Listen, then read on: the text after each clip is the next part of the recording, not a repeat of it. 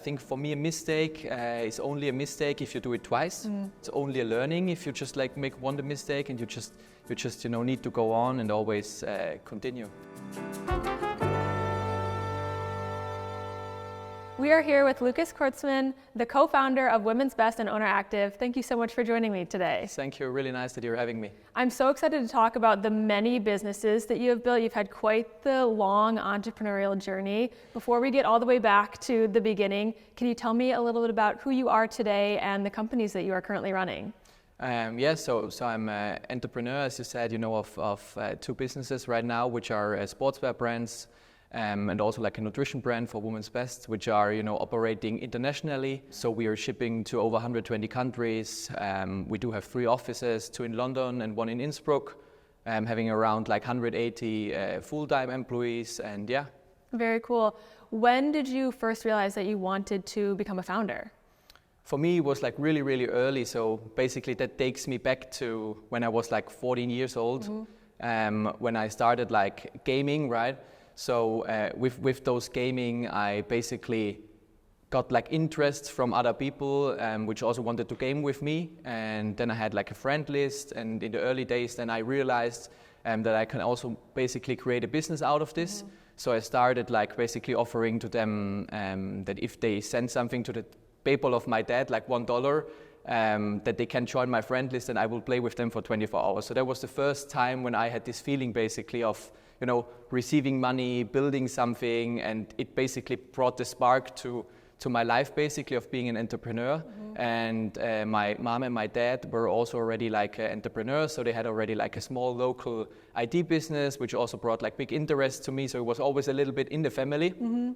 And basically I then started a fitness page on Instagram and was like the first fitness page on Instagram. It grew a lot like organically because I just did it basically for myself because I didn't find pages on Instagram which were like sharing those community vibes and where you just get inspired by other athletes and stuff. And through this growth of this page, I then also thought of how can I just transmit this and offer to other people also a platform where they can like post on this page. And then the interest was like really, really big, like lots of people wanted to be on this page. So I thought I could also like maybe charge a small amount of money to them to be like featured. And that was basically the start, of advertisement also on Instagram in the early days. I just realized, this is with the advertising was like basically the first thing on Instagram. And I have built this up basically. Shared with all of those people those posts, and they have been posted. It was like basically a big schedule running through 24 hours of them like posting and posting and posting. And basically those people grow a lot on Instagram with their following. And then I thought, hey, this is like really something big, because at the time I think the page already had like 300,000 followers. So I then went to my brother, told him from this. He was also like really, really amazed of this. He was by this time, working at my dad's local IT business. And then we basically said we can make more out of this. And then we also brought a friend of us, which we were at this time at the gym together. And we thought, let's build this up. Let's create more of those pages. Let's grow this following. And from this on, we then started, more like training plans and personalized training plans. Because back then, in the gym, you had to pay a lot to a personal trainer when you want to have a customized training plan. So we decided, let's just touch base and make it more available for the, for the younger community, which don't have that much, budget to pay something for this. So we started those personalized training plans with a certified nutritionist and also with a personal trainer, and made all of those plans, sold them to the customers, which basically came through all of those advertisements. Then this worked really well, for I think 1 year, and then it started to, go a little bit down. So we then thought, just let's create something different. So we created something around like a tea which you could drink, worked for 6 months. We started something new. And that went all the way through until, 2015, where we thought we just want to have a little bit of a bigger impact towards, the women community around fitness. Because we just saw a gap in there, because everything regarding fitness was heavily towards, male and man fitness. So we thought, there is nothing for the woman, and that was basically then the time where we created Women's Best in 2015 in August. And And it was like really crazy, because if I think back now as a young founder, I wasn't afraid of anything, because I also didn't have the experience. Because nowadays, when I think of something and am I doing this, of course you always have the gut feeling, but you're going with a way different analytical approach towards those things. And I still remember, because I wasn't allowed to make a company yet, because I was so young. Yeah. So my brother started it basically, and I still remember this day, when I was sitting at school, and I turned into this age that I could have the company, and then my brother basically came, knocked the door in the school, and said, "I need to sign here." And I basically didn't have a signature, right? I was just writing Lucas Courtzman, and that's it, And I just went in there and made like any signature, and that is until today, obviously still my signature, So like really crazy times. And is there anything from those early days that either are challenges that you had to overcome, or things that, like you said, now looking back, you have so much more insight into what it takes to build a business? Would you have done anything differently back then, or would you keep it the same? I actually wouldn't change that much, because I'm a person, if I always invest like basically 110% into everything, whether it was my gaming start, whether it was the fitness page, whether it's now, I just go all in with everything basically. But I think there is definitely things which we didn't know, So we were in the e-com space, and we weren't aware of what is the conversion rate, So of those people coming to the website, that they're like at the end, are buying, into the web shop. And we didn't look into this data. And if I look into this data now, like the conversion rate itself was super low, because there were like friction in the shop of people jumping off the purchasing history, which means we could have made way more if we knew all of this, but I think those are the nice things, that not everything is always running like perfect in life. But there is also like things you learn, and I think for me a mistake is only a mistake if you do it twice. Since right now, it's only a learning if you just like make one mistake, and you just need to go on and always continue. I think that's a great way to look at it. From there, then you went on to start Women's Best with your brothers. Can you tell me a little bit more about what exactly you offer today? I know you guys have expanded your product offerings as well. So can you walk me through the growth of Women's Best a little bit? We basically started off 2015 in August. We started off with supplements only. The main reasoning behind we wanted to do this is like building, a women's community, women uplifting women, offering spaces, where all of those fitness enthusiasts can come together, empower each other, wherever they are from, whatever goal they have, and whatever fitness goal, they are trying to strive for. So that was the main idea, and we started off with supplements, and then quickly expanded into sportswear also, like 2019, offering, a wide range of, fitness gear for, lifting, for strength training, but also for a little bit low intensity stuff. Also compared, with lifestyle garments around like joggers and hoodies and stuff. And that was mainly, the main categories we were following. And basically in the first few months, I think we did already like 1 or 2 million in revenue. Second year, which was the first full year, I think was already 10 million euros, which was back then, a heavy growth, because we were super young and we didn't have the structures, And basically all of our customers came from the United States, because Instagram back then was super popular in the US, and we had our warehouse in Germany. So the biggest challenge was, how do we get those packages over into the US, like at a competitive rate, so that we can really compete with the biggest brands in the United States. Yeah. And how did you go about doing that? Keeping it cost effective, keeping it fast, keeping the customers happy? We went basically at a risk, and with those carriers, we said we are going to make those volumes, although we didn't know if we are making those volumes. So we basically went into risk that if we wouldn't have made those volumes, then they probably would have increased the prices heavily, which maybe as a company would have us hurt too much.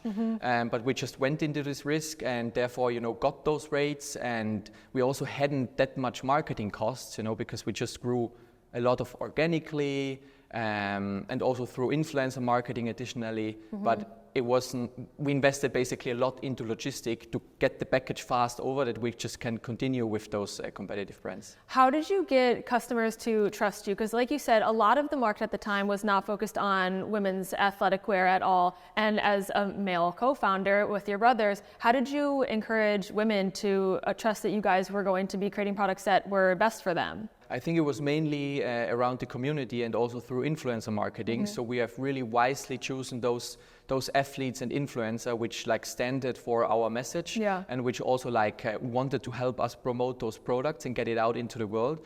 And the main thing was actually the community we were building, behind this, that woman, uplifted woman. And that basically wasn't done, before on Instagram in combination of both nutrition and sportswear. Right. How do you think the social media space, especially in terms of how brands are using it to promote their products, has changed since you started? I think it has changed drastically when it comes to engagement, because back then, with the algorithms, it was really easy to reach people without that much money. Right now, it becomes harder and harder. You need to pay more and more, to have certain engagement.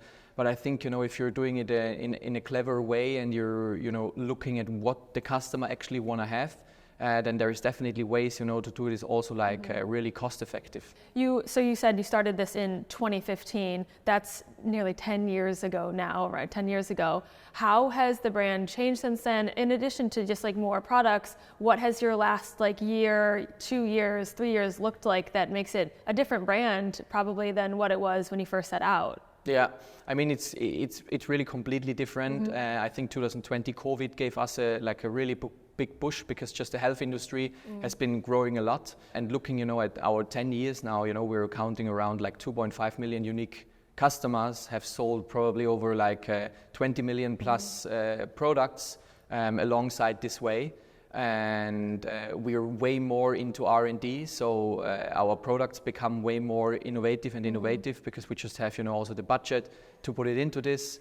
And we're also like going way more into detail when it comes to all of the nutrition supplements, to just look at the blood from the woman and how the supplement is actually changing within the woman's body. Where does the majority of the revenue come from today? Is it the fitness apparel? Is it the supplements? What makes up your business? It's probably like 60% comes from the sportswear and 40% comes from the nutrition, but it's changing from month to month, because there is certain seasonalities where nutrition might be stronger than the sportswear, because it's just based on the market basically. How do you get customers to keep coming back and maybe even buy supplements once and then fitness apparel the next time, or vice versa, especially with how crowded the market is? There are so many fitness companies out there, especially within the past couple of years. How are you getting people to come back to Women's Best? I think that because we started so early, we have a unique touch point in the market basically, and customers are trusting us, that they have been with us on the journey basically, being aware of certain complications which have also happened with around shipping, but they just love the products, they just love the way we are doing it for both sportswear and the nutrition, and that gives us a really strong standpoint in the market. That customers, are just loving to buy into the brand and come back. What are some of your best sellers? What are some of the, bits of the business that you guys are really putting a lot of emphasis on right now? So there's definitely, all around the vitamin supplements, which is like a really growing market, which we're also like building out this year heavily. And all around, sports leggings, seamless leggings, this stuff is like trending since, the last 3-4 years, like heavily, where we also like put more work into it to just like expand our range and the quality and everything so on, yeah. You guys also have a brick-and-mortar store, correct? An in-person store that people are shopping in person versus for a lot of, the early years just online. What has that change looked like for you guys? The idea basically was only that we do a pop-up store because it's, Innsbruck, it's a really small city in Austria. That's where we also like, started it from. And we basically thought, let's just open a pop-up store that we gain a little bit of more insight to the customer, talking with the customer, seeing, what fits, what doesn't fit, what are their struggles, but what do they love about the brand. So like really having those insights. But then it turned out, the store like runs really well. Yeah. So we said, let's transform it from a pop-up store to an actual store. And we kept it, and we're still having it, this time. So we're definitely thinking, of expanding our stores, across our big cities, so where we have most of the customers from.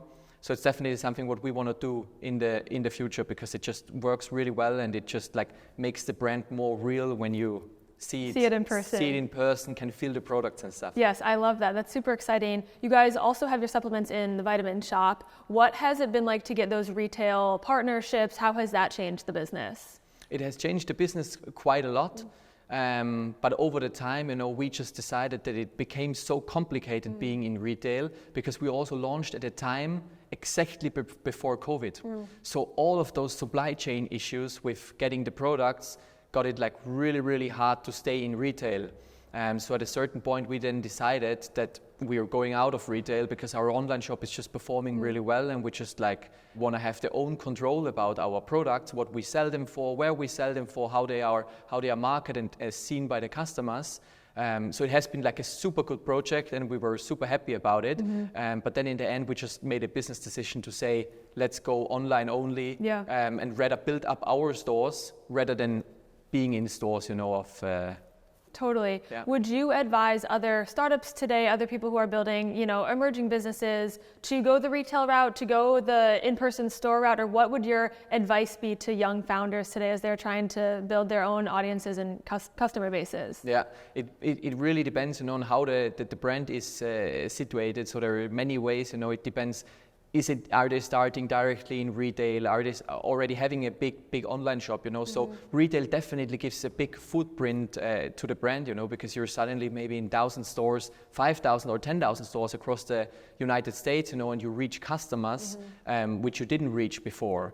What is definitely a thing, what definitely advice I can give, only because you're in retail, your products doesn't sell. Right. Because sometimes, founders are thinking, I have this spot at a big retail store, and there must be people walking by, and if those stores are visited by 10,000 of people every day, so why don't I sell like 3 bottles a day from people coming in there? But it's not like this, you need to pay for certain spots in the retail store. You need like lots of marketing. You need to drive people into the store, because that's what the retail chains also want to have. So they want to get your customers and put up their revenue, and not share their revenue with you. So you need to invest a lot into this, and it maybe sounds easier as it is in the beginning, but it's lots of struggles also. But it can also bring a really big benefit of making the brand just in a short amount of time like really much bigger. Yeah, definitely. You also more recently co-founded Owner Active. Can you tell me a little bit about why you decided to build a second brand at the same time as all this? Yeah. So since Women's Best was always like focused, on nutrition and sportswear for women only, we then had our athlete, which was Chrissy Cella, and we had like a really, really good relationship with her. So we thought she wanted to also like start something. We also wanted to start something new where we just only focus, on sportswear, on trench sportswear, and really build like solely this product line. So we basically partnered up with Chrissy and started this brand in September 2020. And for this brand, it was kind of different, because it started with all of the structures. So all of the mistakes over the past 3, 4, 5 years we have made with Women's Best, which costed us, millions and so much headache, basically, we didn't have when we started this brand. So we had the logistics, we had the web, we had, the payment terms with the suppliers, we didn't have so much quality issues, we had the customer service, we had just all of the full team in place to really start this brand off without any mistakes and failures. And that's why this brand also has been growing over the last few years and like doubled up each and every year, and basically bringing in $100 million US last year in revenue. So yeah, it's good to start from a place of knowing the mistakes that you've made and being able to avoid them.